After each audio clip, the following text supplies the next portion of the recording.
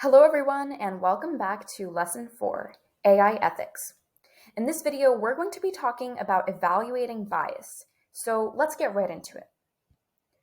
So while AI learns from data carefully picked by humans, it can often become biased. It may do this by taking shortcuts and forming patterns that end up to be wrong and based on stereotypes. Or it may be projecting inadvertent bias within the dataset.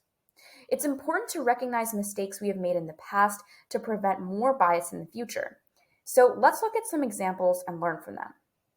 I also want to give a quick content warning for racism and sexism. We will be discussing examples of AI models that were racist or sexist. And while we won't be going into the graphic details of what they may have done or said, we will be discussing how this impacted the overall outcome. And of course, these are difficult topics to talk about, but it is also important that we have conversations about this to make sure that we are educated and aware of this for the future. So with that being said, let's get into the examples. So my first example for you is Microsoft's experiment Tay Tweets. So it turned from an AI designed to mimic Gen Z conversational patterns to a racist and sexist chatbot. And it was saying blatantly discriminatory things after only 16 hours of interacting with users on Twitter, and then ultimately it was taken down. Another example is how in AI models to detect skin diseases like skin cancer, prediction accuracy rates have been lower for people of color. And also with models that were created in the height of the pandemic by researchers to detect whether people were properly wearing their masks or not, again, accuracy rates were lower for people with darker skin. From a scientific standpoint, this does make sense, right? Because when your skin is darker, it is harder to see the contrasting features that help the AI to detect your nose and your mouth. But at the same time, we need to be aware of this and make sure that we're giving the AI enough data from varied skin tones so that it is properly trained. Another example comes from NLP, where a model correlated the words science, professional, job, and strong with male over female. And this shows that it may be learning gender bias from the different sources that it was trained on. And the specific NLP model that we actually examined to show you this example is in the description of this video and on our website if you want to check it out and try out some other words in case you're curious. And one more example of gender bias in NLP is when Amazon developed an AI model to sort through the numerous resumes sent in by potential candidates. And at first it seemed like a great idea, right?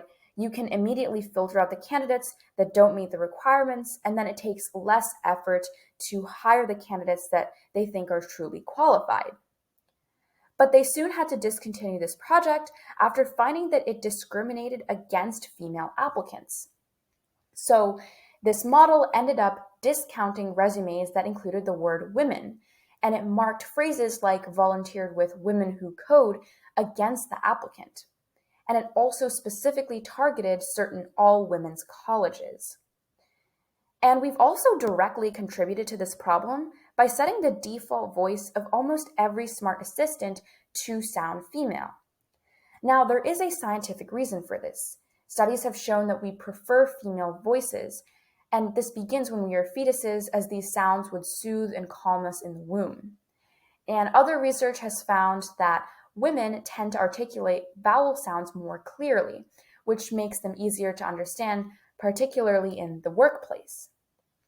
But at the same time, this does create gender bias, as it subconsciously reaffirms the outdated social construct that women are subservient, quiet, polite, and just here to assist others and be in the background.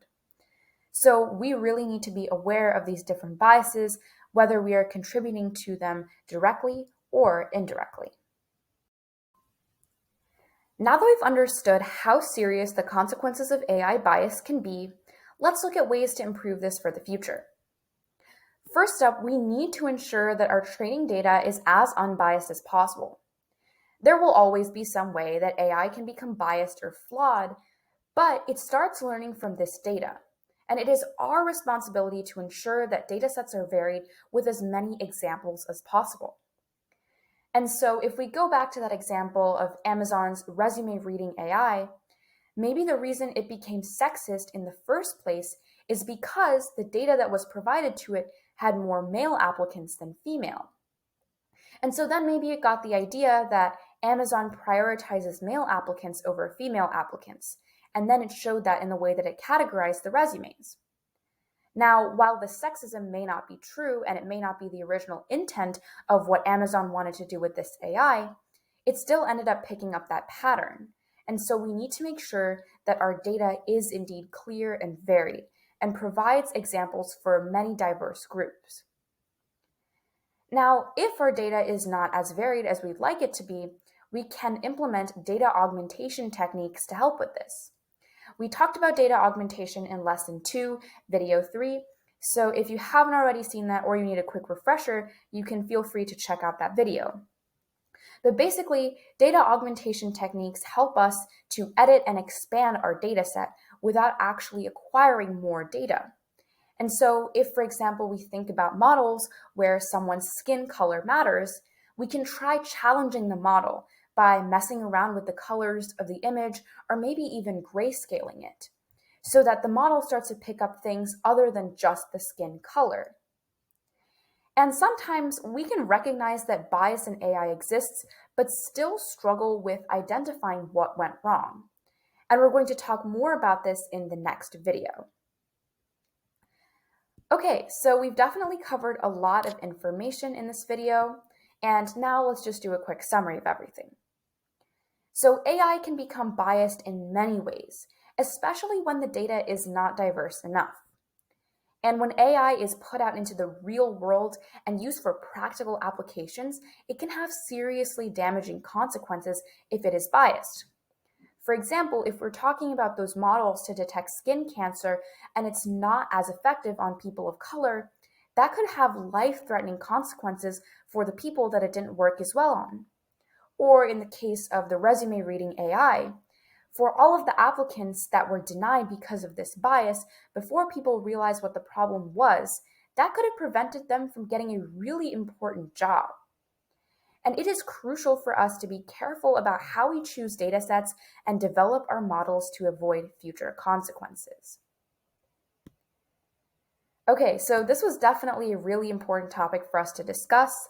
I hope that you learned something new and that you found it informative and interesting. And next up, we have Lesson 4, Video 3 on Explainable AI. So I will see you there. Bye!